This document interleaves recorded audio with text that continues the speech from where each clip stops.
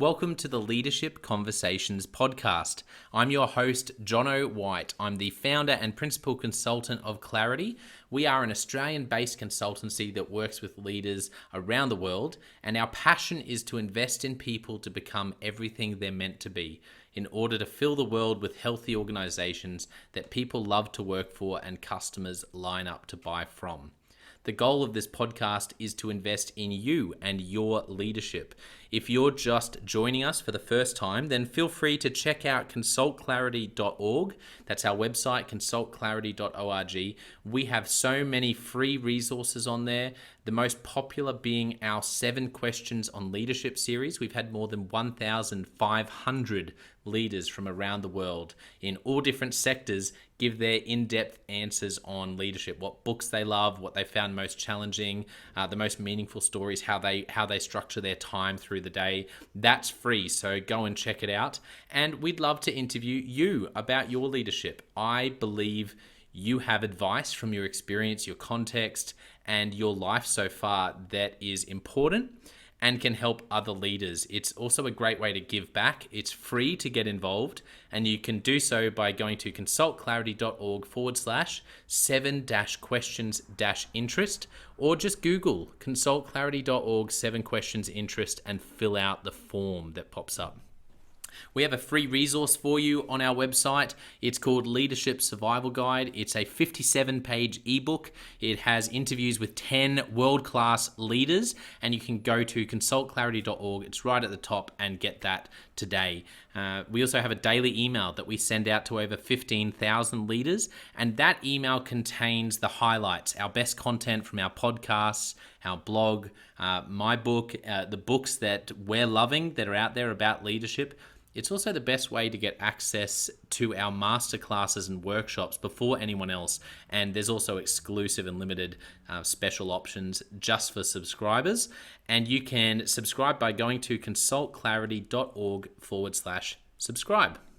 Now, my gift to you is to work incredibly hard to provide the best leadership content I can to invest in you and your leadership. So if you're finding our content helpful, if you find this podcast helpful, then your gift to me could be this. If you do find it helpful, then write a review or rate our content and make sure you subscribe or follow. I can't emphasize enough how helpful that is. It really does help us to get the word out there so we can invest in more leaders to become everything they're meant to be. It also means a lot to me personally when people like you and people in our community share our content on social media. So if you do that, then please do look for me, John XXIII, to tag me, and look to tag Clarity on whatever platform you're on. And our team, including me, I'm always looking to see when people have mentioned us so that I can engage with you. And also we look at sharing content. So if you write something about something we've done, there's also a good chance we'll share that with our followers. So if you could do that, that is a massive, massive help as we try to invest in as many leaders as we can around the world. Last of all, you can check out my book about how to deal with difficult people even if you hate conflict. It's called Step Up or Step Out. It's available on Amazon. You can just look up Step Up or Step Out John XXIII, or you can go to store.consultclarity.org/book and check it out there. I have coached leader after leader after leader, and in more than 50% of the sessions, this topic comes up. How do I deal with this person? I'm finding it really difficult, and I just want to find a way that doesn't blow up to just to have a difficult conversation, to lead them better. How do I do that? There's a 3-step process that I outline in this book that I believe can help you. Okay, let's get into today's episode of the Leadership Conversations podcast. Enjoy. Welcome to another episode of the Leadership Conversations podcast. Today's guest is Dr. Peter Webster, and Peter is the principal of St. John XXIII Catholic College in New South Wales, in the northwest of Sydney in Australia. And I'm really looking forward to today's conversation with Peter. Welcome to the podcast. Thanks, Jono. Now, for our listeners, can you just give everyone a bit of an overview of who Peter Webster is? And even though I just mentioned there, just a bit of an overview of what you do as well as principal. Thanks, Jono. Yeah, so my current role is the principal at St. John the 23rd Catholic College. Our college is the largest systemic Catholic school in New South Wales. We've got over 1,900 students from K to 12 with 185 staff. So in some ways, some people call us a little country town in trying to manage that. But no, look, we're an exciting place. It's we've got a magnificent school happening, but it's also a place in which we're trying to make a difference and to move our school from an old school into a new school. Oh, I like that. That's good. And I love chatting with education leaders because I think what you do is incredible. And I also think it's very challenging. The more I get to know school leaders, the more I have a lot of respect for what it takes to lead a school with, just stakeholders everywhere. So many stakeholders. So Peter, I like to ask, what does a day in the life of Peter look like? That's interesting. Like, it's the start of the school year for us, and there's a little bit of chaos in and around COVID. So change is happening around us. In our school, we've undertaken a fairly significant leadership change and a leadership structure. So my day at the moment is really developing our vision statement. Looking at our vision statement and ensuring that's lived out in our school. It's also with our new leaders coming in, it's listening to them, finding out what they're up to, where they want to head, how they're going to co-develop and co-construct our school. So there's a lot of listening. There's a lot of portraying and storytelling of our vision in and around that. So what our day looks like is varying. It varies every day. In a school of that size, you can never come and say, well, this is what my day is going to look like, because it'll always change. But at the moment, I'm trying to be the best listener I can be, and also to ask the best questions of our new leadership team, so that I can challenge them in what they're doing. I love that. I think that's got to be one of my top three. Personally, the more and more I work with leaders, the more I realize listening is such a superpower. If you can just get better and just hone that skill and just do it more, it just solves so many other problems, because I think so many issues we have as leaders come from miscommunications and come from assumptions. Yeah, communication is often the key. And if we can be the best we can at that, we will definitely be on the one, have the one focus and have that direction. It's also, I think, getting to that state where you can be confident in asking the right questions, questions that not only support them, but questions that can challenge them and challenge the direction that they're going. Absolutely. Well said. Well, it'd be great to hear a bit of your story, Peter. I'd love to ask you about, I guess, if we start right back in your childhood, are there any moments when you were growing up that really stand out because they were pivotal in shaping you to become the person you are today? What comes to mind? Oh, and this is a challenging area, I suppose. Look, I've always grown up in the southwestern area of Sydney, and being in this area I love growing up here, and I've maintained and lived in this area all my life. But it's an area in which we often in Sydney were put down. So in some ways, myself and my family and the people surrounding me always had to fight against, in some ways, some injustice and inequality. So It's been a challenge. I've had a great life, but it's been a challenge to break down some of that. So in who I am, I think I've always had to fight for the underdog and go from there. So in progressing through, look, we've gone from someone who in some ways lacked a little bit of confidence, that had to go through being the worker and being the person who strived to please others and to cater for them.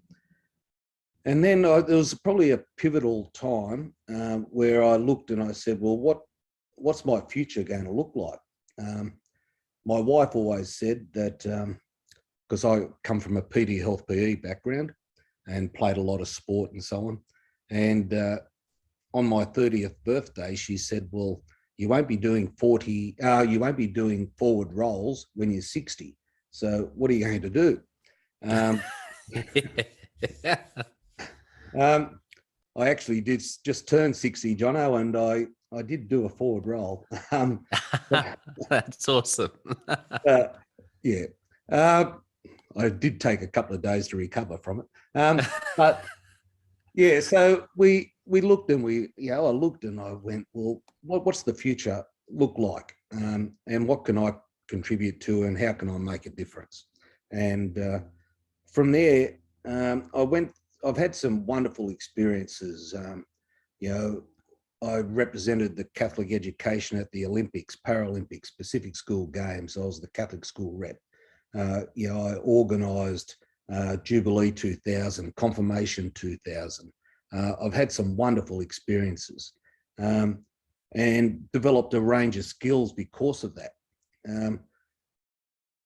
But then I came across a book called Halftime by Bob Burford. And in that, I probably came to realise that some of the things I questioned about myself, it was okay to question those. Some of the skills that I had, it was okay to have those skills and to acknowledge that, I had a particular skill set that I could utilise, and not so much to worry about those skills that I didn't have. So that book, Halftime, really in some ways changed who I was, because I got to the stage where I thought, I'm okay. I'm who I am, and in knowing myself, I then could become a leader. And I think that was the crucial part for me. So from there, I took on some more senior leadership roles, and I think in knowing myself and my limitations, but also what I could put forward, I think from there I've been able to, I feel, become a better leader. Wow, that's an incredible story. And so just again, because I do love a book recommendation. So it was called Halftime, is that right? Yeah, Halftime by Bob Burford. Bob Burford. Look, I particularly like the first half of the book. The first half of the book was really significant for me and made a difference. Just people have got to see what skills and talents they have. Sometimes we often focus on what we don't have, but I believe everyone's got a particular skill set that they can make a difference with. Absolutely.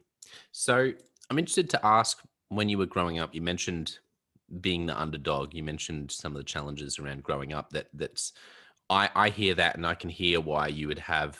And I find this a lot with school leaders. You'd obviously bring a lot of compassion and empathy to young people who you see, because you've walked in those shoes, feeling some injustice when you were growing up.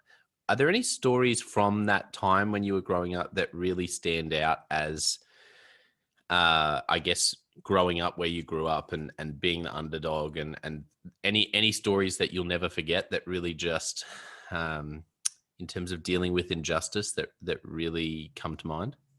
Yeah, probably not injustice, but look, mum and dad, well, my brother and sister, we had a fantastic life. And sport was a big factor for myself. And I was fortunate enough to play in some good rugby league teams and cricket teams, and be, depending on how you say it, but successful in playing first grade rugby league and first grade cricket. So I was successful in that area to a limit. But I think I remember achieving a Bachelor of Education degree, and I remember my mum said, "Well, what's next?" And you do your masters, and then what's next? Well, and then eventually, and it's a bit of a journey, but I completed my doctorate. And then mum said, "Well, what's next? Are you going to become a professor?" So it was always, what's next? It's not good enough. You haven't achieved. You've got to keep striving to do more and more. And I think somewhere along the line, you've got to get there and go, look, I'm happy where I am, and I'll continue learning. But learning doesn't have to take place in an institution. Learning can happen anywhere and at any time. And learning now is becoming more bespoke, and you can learn in different ways. So I think I'm up to that stage now where I'm learning, what I need to learn. Yeah, that's good. And it's attention, isn't it? It's that curiosity to keep learning. Yeah. But also what I love that you mentioned there is I think it is really healthy to actually be okay with where you're at, and I guess that, there's sort of a contentment meets curiosity and keep learning, that's a healthy tension, I think. Yeah, I think so. Look, in saying all that, it's and some of the opportunities I've had and the experiences I've had has allowed those skills to come through, to really take on and know that you can, take on the world in some ways, and to go, look, if we put our mind to it, we've got this work ethic, but we've also got these skills and talents that, and a vision for what's possible, to move things along. And I think that that drive came, that you have a purpose. What is your purpose? What is your drive? What's making you move to that next spot? And is it your mother in your ear, or is it just within yourself? Within yourself, is it what's driving you to move forward and to try and make a difference? I'm interested about you mentioned how significant that was when you read this halftime book. Yeah. Do you remember in that season, was there any moment in particular that was a big aha for you, where you read the book, or where you felt, sometimes we have, there's just those moments where you go, for some reason, and sometimes it's not even a big thing, but something happens and it's sort of a bit of a turning point, and you go, I get it now. The penny drops, you can actually sort of move forward and shift that. Was there anything like that around the time that you read that book? There was a section in the book that I really, it was in and around being okay. And when you are okay with yourself and who you are, you can say no. And it's more explicit than that in the book. But when you can get to that stage in life where you're doing things because you value them, because you see them as important, you're doing them for the right reason, not because someone else is telling you, or this is a trend, or when you get to that stage when you can do and you can make decisions based on what you value, what you believe in, what the purpose of the organisation is. When you can get to that stage, I think that's when you become a true leader. And there was that section in the book there when you can go, no, I'm doing it for this reason, and and you can, you can stand up for what you believe, and that's okay. When you can get to there, I think that's where you can become pretty confident in what you're on about. Yeah, I love that, and I love how you unpack it. It's very you're explaining something that's really profound, but that's why I love chatting with Aussies, fellow Aussies. There's always such a laid back sort of way of unpacking that, but you're talking about something very profound, but explaining it in such a relaxed and lovely way. Because if leaders can catch that, it's such a game changer. I feel like it's very freeing. Sort of takes a burden off you to actually to realize that you can do that and you can actually lead from your values. Yeah, I think that's critical. I think many people are trapped. They're trapped as leaders. They're trapped, and they become really conservative, and we've got to do what someone else tells them to do. They become very conservative, and they might have the term leader attached to them, but they are followers.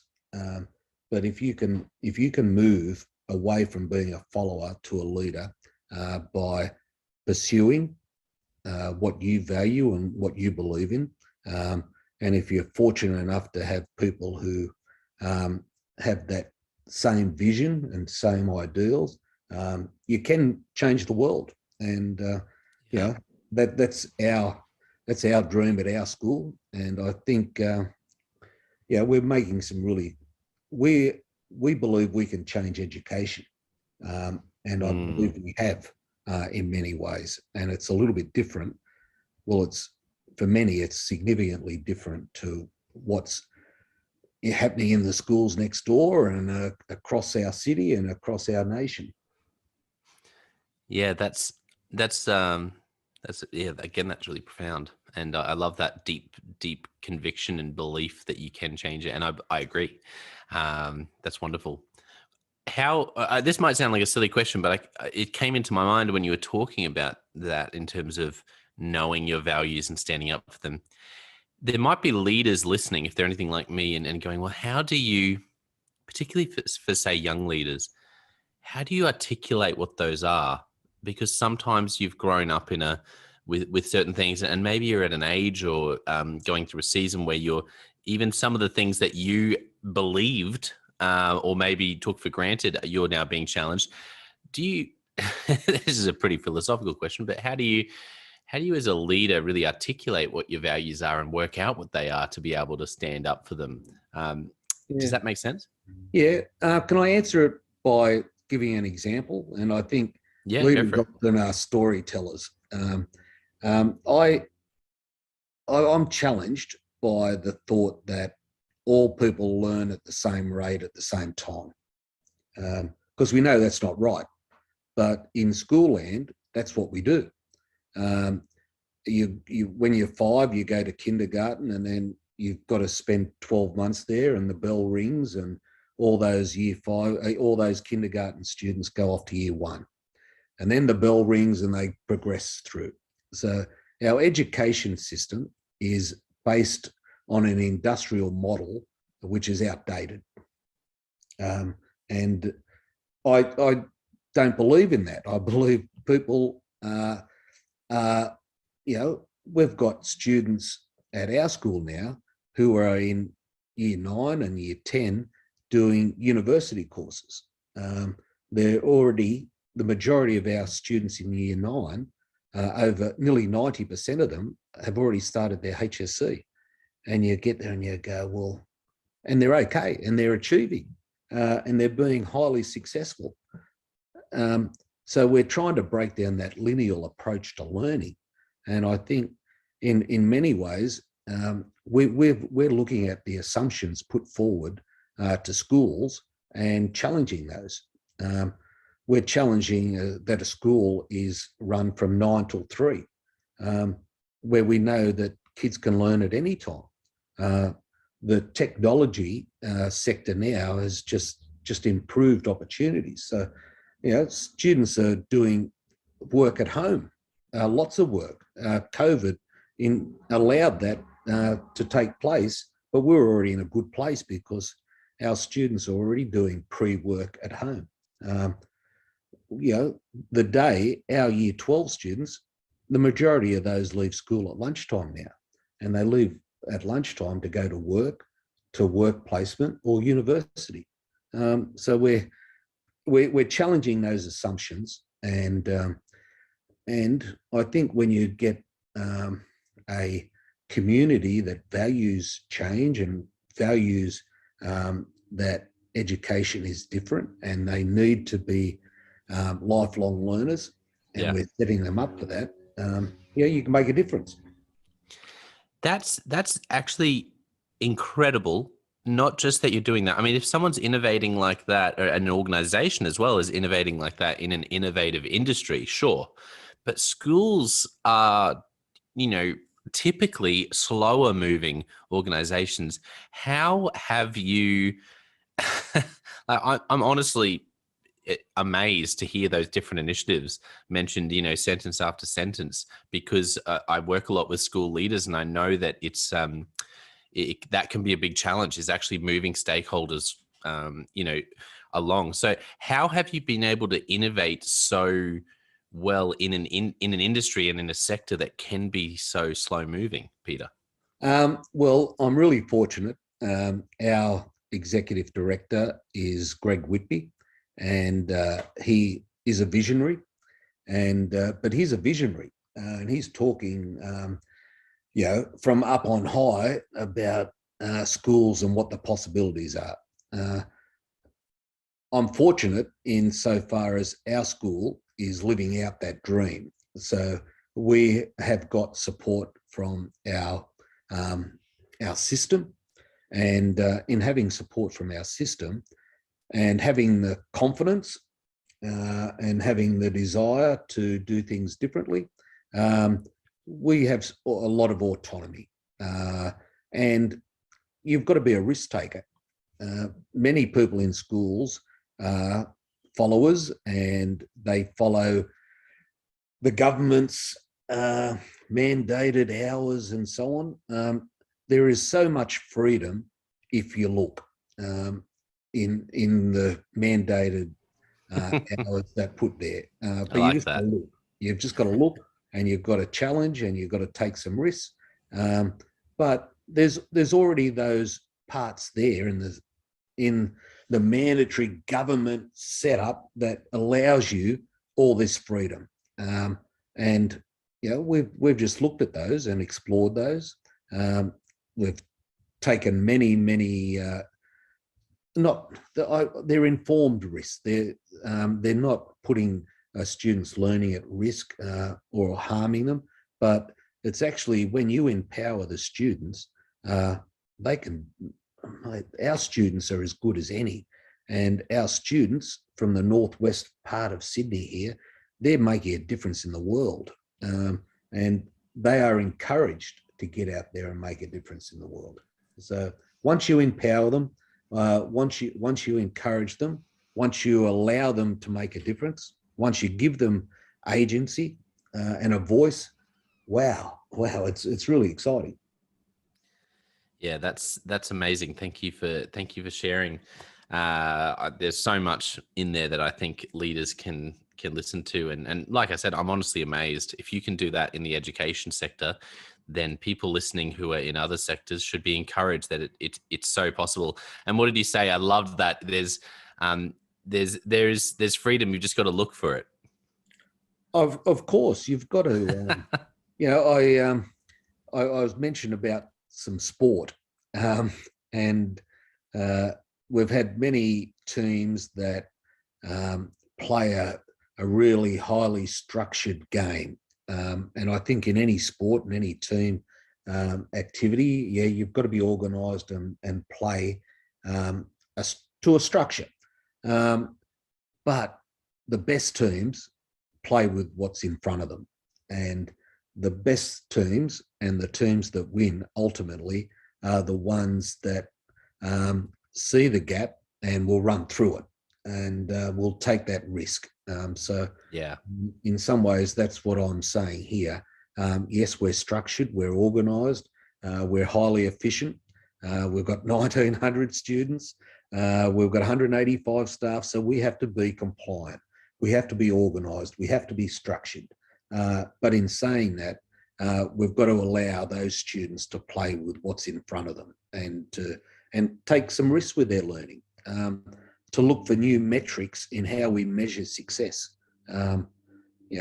When you have 12% of your students already at university, when you have 96% of them gain early entry, the HSC and ATARs are secondary. They become less of a focus. They're still important and we're still doing really well, but it becomes secondary. So we're looking at,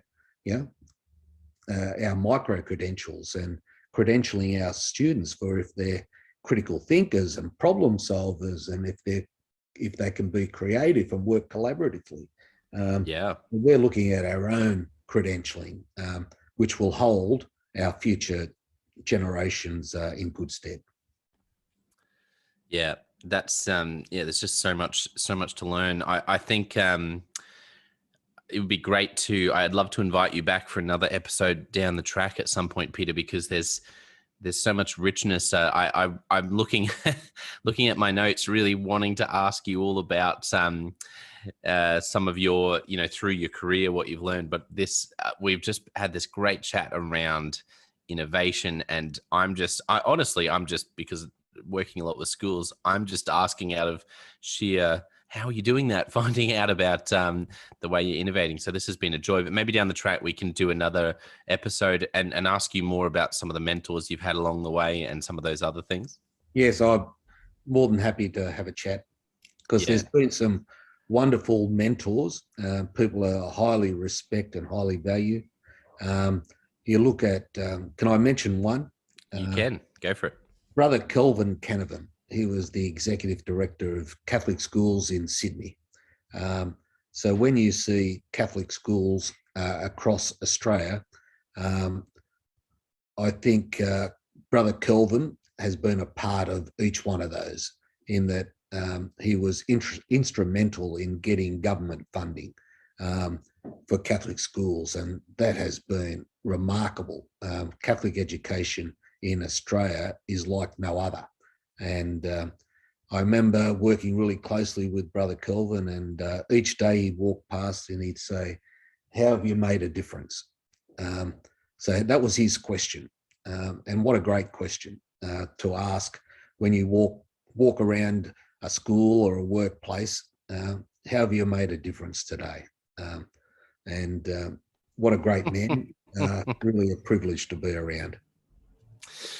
That's a wonderful question. In fact, I have another podcast called Leadership Question of the Day, and I'm going to do an episode on that, because that's a question. I mean, I've heard that a lot, but the idea of making that the question you ask as you walk past people, that's wonderful. And just what was his name again, so I can credit him when I do that episode? Yeah, Brother Kelvin Canavan. Brother Kelvin Canavan. Yes. Wonderful. Great story. Well, let's jump into Leadership Express. I've got a few questions for you, Peter. You ready? Okay.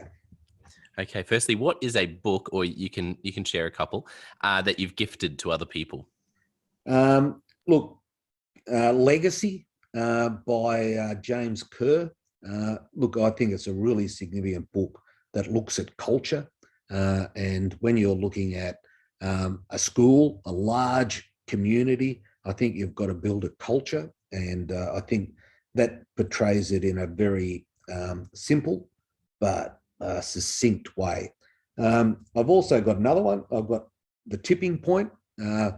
Malcolm Gladwell. I like him as an author. And yes. The Tipping Point is, I just, in some of the things we're doing at our place, you're looking for that tipping point and what makes a difference. So that one. And the other one is really simple, but Oh, the Places You'll Go. Dr. Zeus. Now we give that book out to our kindergarten students as they come into school, and and I think it's really significant for our kindergartens. But on the way out of our school, our year 12s, we have a connection with that. And, Yeah.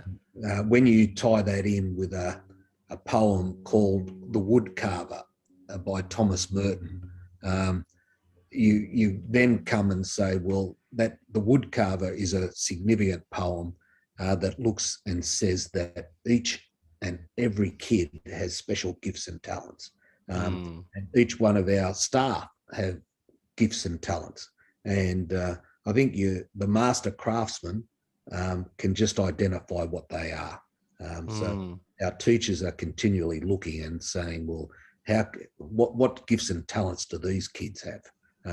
Where can we explore that? Yeah, that's fantastic. Wonderful. Three wonderful book recommendations. Thank you. What's a recent leadership lesson you've learned for the first time or been reminded of?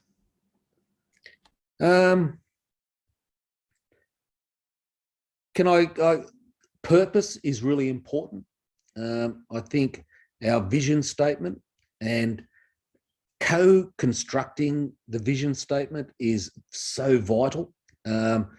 It's no longer is it top down, where a leader can develop a vision statement and say, well, this is our vision statement, because there becomes no ownership.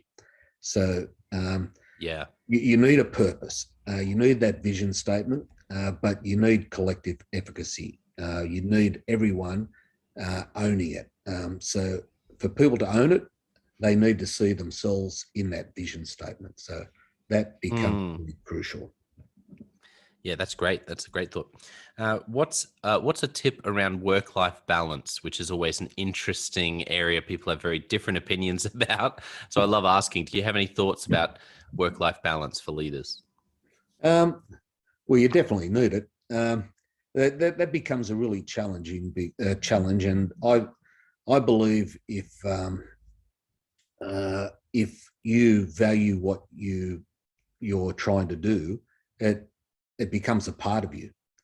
So I strongly believe that my work is a part of who I am and what I value, what I believe, and so on. So there is that you become immersed in it, and work, life, family becomes one. And I'm really fortunate that my wife allows that, and my family allows that. But in saying that, if it's possible to remove yourself at different times and to let your hair down and to with your partner and your family and really significant others in your life, to spend that time to get away and to relax and remove yourself, because you do need, in sporting terms, we talk about periodization, and you can't be up all the time. You've got to let yourself down and relax and re-energize and go again. So that professional renewal is such a significant part of a leader and a leader's life. Yeah, that's excellent advice. I really like the way you unpack that. What's a big struggle or problem you see school leaders facing right now? Look, I think we're in a critical part of education. We've witnessed what the possibilities are with remote learning or online learning at schools. I think the vast majority of schools will revert back to what they previously have known. I think what's remarkable and what's encouraging is that there'll be a number of schools who will learn from it and will accept the challenge of making schooling or allowing schooling to change forever. I think if we had a government who would accept the challenge of schooling to be a little bit different and to open it up a little bit more, I think that would be really exciting. And I think you'll see many schools really taking up the challenge to say, well, we can do this a little bit differently. We can move to the 21st century where we're well on the way to the next century, and we're talking about an industrial model which is outdated. So come on, let's move on. We can do things a lot better. We have got that freedom. We just need the courage and the conviction to go, okay, we are doing it differently. Yeah, absolutely. Yeah, that's great. What's the movie or TV show that really impacted you? Wait on. Don't watch a lot of TV. But Or you can pick another book if you like. look, I'd probably go. I liked Animal Farm. Where did that come from? But I liked Animal Farm in that sometimes in our world and our system, we've got all these different characters, and the underlying themes of that book. Sometimes they're not too far different from reality, and I think we sometimes the irony, we have to look and challenge some of that, and that stereotyping. I think we've moved beyond that, but look at it, Animal Farm. Love it. I always love. That's great because I always say I ask that question every time because I love asking leaders for something a little bit left of center that impacts them. And Animal Farm is a great example. I've also had people mention the Golden Girls TV show, Seinfeld. So it's a bit of a chance to hear something a bit different. So Animal Farm's a great. You wouldn't have had that one before, I don't think. No, I haven't. Yeah, that was brilliant. Love it. Okay, what about a quote? Are there any quotes that you really love that sort of have really stuck with you? Or that you love, repeating? Look, I'm at a Catholic school, and our John XXIII, what a remarkable fellow he was, Angelo Roncalli, Pope John XXIII, and he instigated the Second Vatican Council, which was a significant turning point for the church. So he attempted in his short stint as Pope to change the church. And that gives us I believe, the right to have a look at changing education. I've taken that to the extreme, but in his opening address, he said, throw open the windows. And, and I think we've also taken on that. You've got to throw open the windows and let the fresh air in. And for schools, I think that's great. And for leaders, throw open the windows and let the fresh air in, and let's get reinvigorated. Yeah, that's a great quote around thinking through innovating, because often it's so hard, isn't it? It's a hard slog to innovate, but I like that picture of actually, no, what we're doing is really throwing open the windows and letting fresh air in, and it's going to make it better for students and for the people, whatever that looks like in the organizations we're leading. Yes, I think so. And look, I think you've got to come from that. The world is an exciting place, and I think we need to continually develop and adapt, and adaptive cultures, being able to work together, to collaborate, I think is really exciting. Absolutely. Okay, last question. If you could only give one piece of leadership advice to a young leader, what would you say? Don't be afraid to take some risks. I think some of them are just hesitant in taking some risks. But if they take some informed risks, if they are willing to ask a range of questions, if they're willing to get the feel for their community and so on, I would definitely say you've got to take risks, because if you maintain the same things, you're going backwards. People overtake you, the world overtakes you. So you've got to continually be looking for what's coming up, what's the next. And I would, really encourage people to don't be afraid, but to step out into the deep and to go, okay, where can we take this? I think that would be a part of it. Yeah. Throw open those windows. Let some fresh air in. That's a great quote, and a wonderful thought that you just shared there to sort of finish. I did just want to mention for listeners who might have really, had an impact on them, and there's something that you've mentioned that's been really profound. Is there anywhere they can find you online, on LinkedIn or Twitter, anything like that, Peter? Yeah, LinkedIn. You can find me under Peter Webster on LinkedIn. And if you're interested in some of the things we're doing at our school, we've got CLC Media podcasts. You can find us on there, and we've got a range of little snippets and that might encourage you and outline a few of the things that we're doing. Wonderful. Well, I want to thank our listeners for tuning in, and today has been so much fun, and it's really been a bit mind-blowing for me to hear Peter's stories, and I know that'll be the same for listeners who I always imagine you're out there driving in your commute somewhere in the world on your or on a train on the way to work, thinking, oh, it's so hard to innovate in this fast moving company. And then you hear Peter talk about education and you go, okay, maybe it is time to find a way to throw open those windows. And that's what I love about this podcast. For our listeners, don't forget, I also have the John O. White Leadership Podcast and Leadership Question of the Day. And you can look out for that episode soon, the Leadership Question of the Day, which I'll be sharing that great question about, how have you made a difference for someone today? How have you made a difference in someone's life? That came out of this episode. And that was one of my highlights today.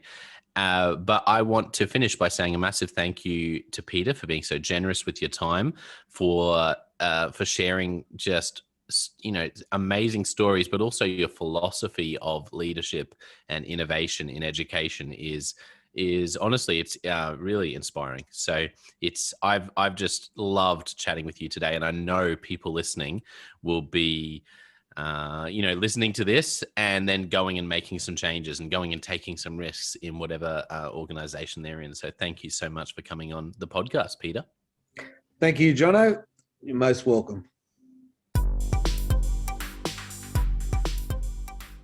Well, I hope you enjoyed that episode of the Leadership Conversations podcast as much as I did. If you're joining us for the first time, don't forget to check out consultclarity.org. That's our website, consultclarity.org. We have so many free resources on there, including our 7 Questions on Leadership series. We've had more than 1,500 leaders from all over the world in all different roles, in different industries, answer these 7 questions on leadership, and leaders give these in-depth answers around how they spend their time, a book that's been significant for them. It's just a gold mine. It's completely free to access, so go to consultclarity.org and look for that.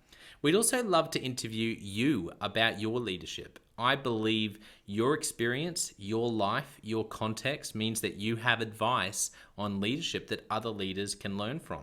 Yes, you, if you're going, not me. Well, no, I really believe you would have something to add. So if you're looking for a way to give back, it's completely free to get involved. And we would love to interview you through the 7 Questions on Leadership. You just go to consultclarity.org/7-questions-interest, or Google consultclarity.org 7 Questions Interest and fill out the form and get involved. We have a free resource on our website called the Leadership Survival Guide. It's a 57-page ebook, 10 world-class leaders giving their thoughts on leadership, and that's completely free. It's available on our homepage, consultclarity.org, right at the top, so make sure you go and get that and download it today. And we have a free daily email that you can subscribe to. We send this out to over 15,000 leaders from around the world. And it contains the highlights of content from our podcasts, our blogs, our books we're reading. It's got the best content, and it gives you exclusive, limited, early access to our masterclasses, workshops, new products, special offers. It's all for our subscribers. You can go to consultclarity.org/subscribe and join 15,000 other leaders. And my gift to you is to work really hard, particularly through the Leadership Conversations podcast. I have been blown away by the quality of the leaders, and I'm learning as much as anyone in doing these interviews. So I'm having a great time. And my gift to you is to keep lining up the best leaders I can to invest in your leadership. Your gift to me, if you're finding this helpful, there is something that you could do that would help us out massively. And that is to write a review and to leave a rating for our podcast or wherever you're watching or listening to this. I can't tell you how much that helps us out. Also, subscribe or follow. It really does make a difference in helping us to help more leaders become everything they're meant to be. Another thing that means a lot to me personally is when I see our community share our content. So if you do share this or any other piece of content on social media, then thank you, and please do that. And look for me, John O. White, or Clarity, and tag us in your post. Our team is always looking for posts to engage with from our community, and there's also a chance that we'll share your content to go beyond and share it with our followers. Last of all, you can check out my book. It's called Step Up or Step Out: How to Deal with Difficult People Even If You Hate Conflict. I wrote this book because 50% of the coaching sessions I have with leaders, this topic comes up again and again and again. And it's this idea of, how do I have this difficult conversation? How do I lead this person better when I'm finding them difficult? Or in some cases, you look and you say, I think I might be leading a difficult person. They're just quite difficult to lead, or I'm finding them quite difficult to lead. So there's a 3-step process that I unpack in Step Up or Step Out. And the amazing thing, and I've literally done this myself, and I've heard it anecdotally from other leaders as I've coached them, is that if you follow this process, you will see that person step up and change their behavior or make a decision, which is to step out some of the time. 95% of the time, people will step up or step out in just 4 weeks. And I stand by that. It's you have to read the book to understand, but I really do believe in it, and I've experienced it firsthand. It works. So you can go to Amazon, look up Step Up or Step Out John O. White, or store.consultclarity.org/book. Well, thank you so much for listening. We're going to be back with a new episode next time of the Leadership Conversations podcast. And I hope today has helped you to take another step towards becoming the leader you're meant to be. See you next time.